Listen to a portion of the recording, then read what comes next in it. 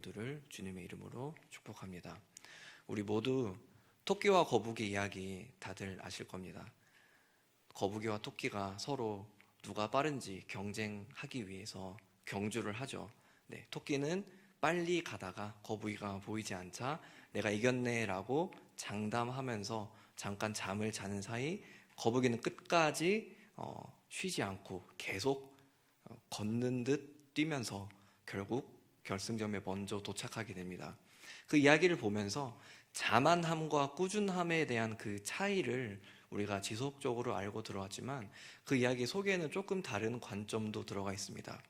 경주에 대하여 거북이가 가진 관점은 결승점이었습니다. 그러니까 누구보다 얼마나 빨리 가느냐 느리게 가느냐가 아니라 기본적으로 결승점을 향해서 묵묵히 나아가는 것 그 자체가 거북이 입장에서 경주였죠. 토끼 입장에서 경주는 결승점이 관점이 아니었습니다.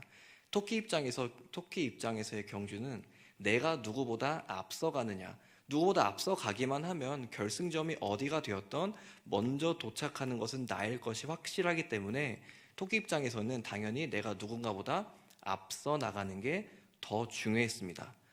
어떠한 그 목표가 되는 곳을 명확하게 바라보고 나아가느냐, 아니면 상대적으로 내가 앞서는 것 혹은 뒤서는 것을 의식하면서 나아가느냐, 이 경주의 차이는 어찌 보면은 똑같은 말이 아닌가 싶을 수도 있지만 작아 보이는 굉장히 큰 차이입니다. 가령 예를 들어서 우리 인생에 적용해보면 그대로 더 잘 알 수 있습니다. 명확하게 목표의식을 갖고 나아가는 사람의 삶과 상대적으로 나와 다른 사람을 바라보거나 혹은 내 주변에 있는 조건과 환경을 바라보면서 살아가는 사람들의 삶의 차이는 우리가 훨씬 더 잘 알 수 있습니다. 가령 학생들이 공부하는 것만 보더라도 목표의식을 갖고 공부를 하느냐 아니면은 남보다 잘하기 위해서 공부를 하느냐의 차이는 나중에 명확하게 드러날 것임을 우리가 훨씬 더 잘 알고 있죠. 이 차이는 인생에 적용을 하더라도 매우 큰 차이지만 우리 신앙에 적용을 하게 되면 큰 차이를 넘어서서 심각함에 다다르게 됩니다. 우리가 명확하게 본향을 바라보고 묵묵하게 나아갈 줄 아느냐, 혹은 나와 내 주변의 상대적인 것들만 바라보면서 그것을 내 행동 양식의 지표로 삼고 그렇게만 삶을 사느냐, 그 차이는요, 궁극적으로 어느 순간에 다다랐을 때 더 이상 내 스스로의 힘으로 나의 위치를 결정할 수 없는 때가 되었을 때 그때는 돌이킬 수 없는 차이를 나타내게 됩니다. 우리 인생의 경주는 어떻습니까? 우리 인생의 경주는 지금 어떻게 나아가고 계십니까?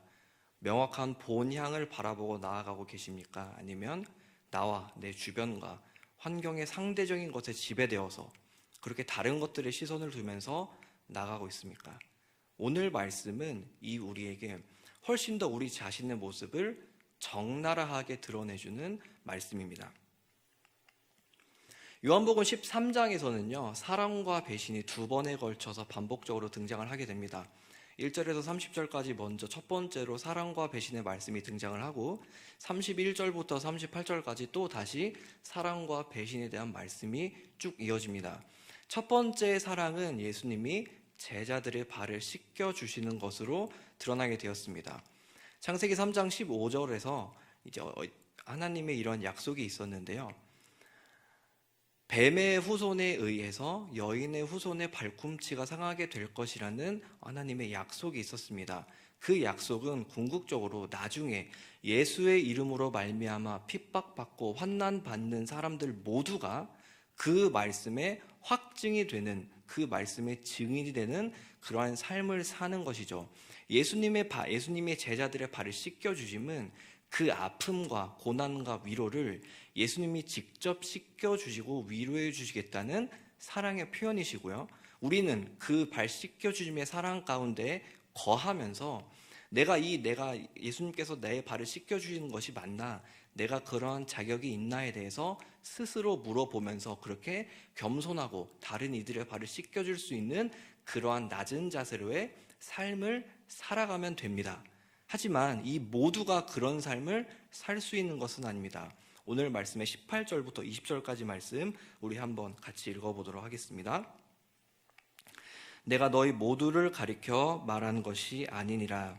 나는 내가 택한 자들이 누구인지 알미라. 그러나 내 떡을 먹는 자가 내게 발꿈치를 들었다 한 성경을 응하게 하려는 것이니라. 지금부터 일이 일어나기 전에 미리 너에게 일러둠은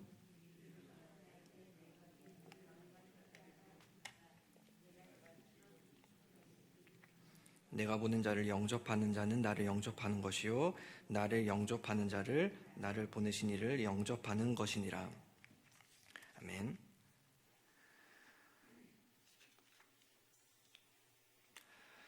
창세기 3장 15절에서 애초에 나뉘어져 있었습니다. 여인의 후손과 뱀의 후손이 나뉘어 있었고요. 누군가는 항상 하나님의 말씀을 들으면서 하나님의 은혜와 사랑 가운데 거하는 삶을 살 것이고, 누군가는 아무리 하나님의 말씀과 하나님의 은혜를 만끽하더라도 그것이 은혜인지 사랑인지 도저히 알지 못하는 삶을 살아갈 것입니다.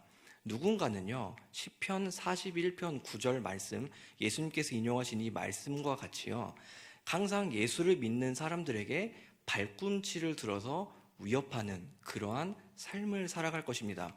발꿈치를 든다는 것은 행위적으로는 이제 발꿈치를 든다는 것 자체가 내 다리를 든다는 거잖아요. 내 다리를 들어서 너를 뭐 공격할 수도 있다, 이런 위협이 될 수도 있고, 혹은 너 자신의 존재 자체가 내 발 아래에 있다는 그런 조롱의 느낌일 수도 있고요. 언약적으로는 내가 언제든지 이 보이는 네 발꿈치를 물 수 있어라고 영적으로 경고하는 그러한 상징일 수도 있습니다. 어떤 것이 되었든 간에 하나님을 믿지 않기로, 즉 하나님을 대적하는 자들에게 끝까지 미혹되기로 작정된 자들은요, 어떻게 해서든 간에 결국은 하나님의 말씀을 믿지 아니하고 예수를 믿는 자들을 핍박하고 예수를 믿는 자들의 후손이 될 그들의 발꿈치를 물며 살아갈 것입니다. 우리 주변에 그러한 사람들이 있다면 어떻게 하겠습니까? 저 사람 쌤통이다, 이렇게 생각하십니까?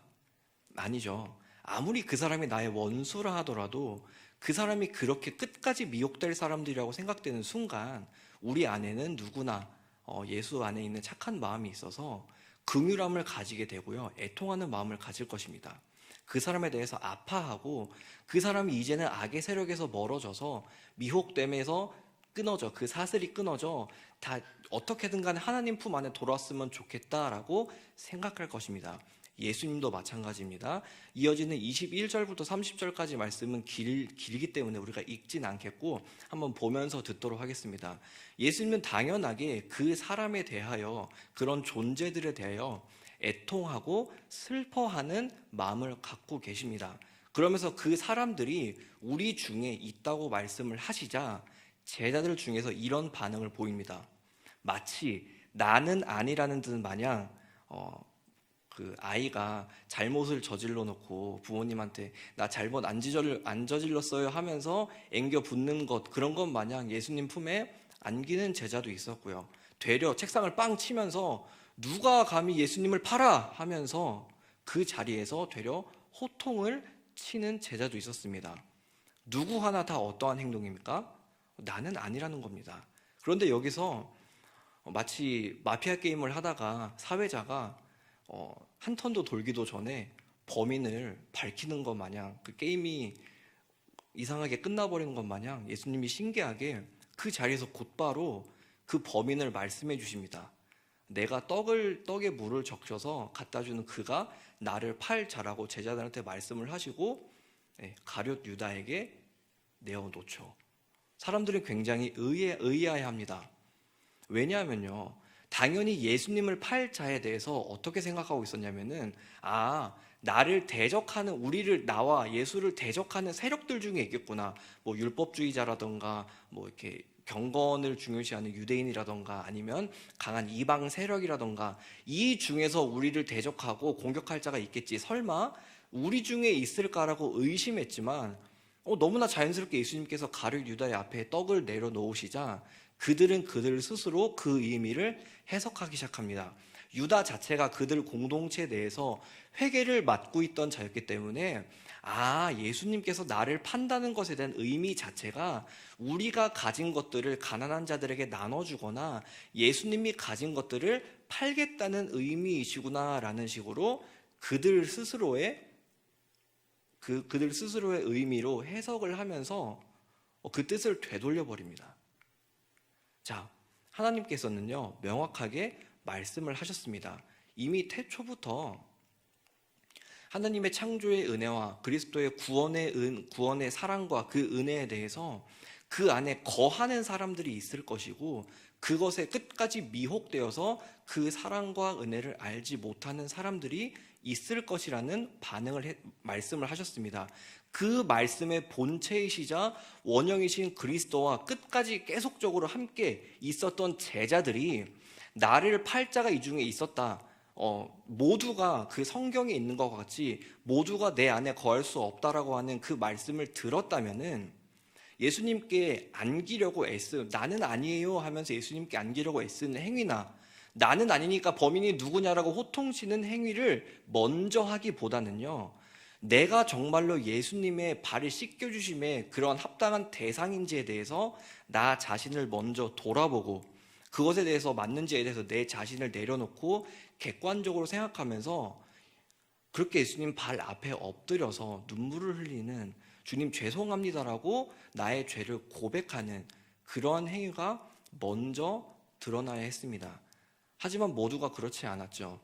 예수님께서 설마 나의 십자가 사역을 멀어지게 하기 위해서 내가 범인을 말해줄 테니까 빨리 이 범인을 잡아서 너희가 처벌해라, 이러한 개념으로 가룟 유다를 지목하신 것, 그것은 당연히 아닙니다.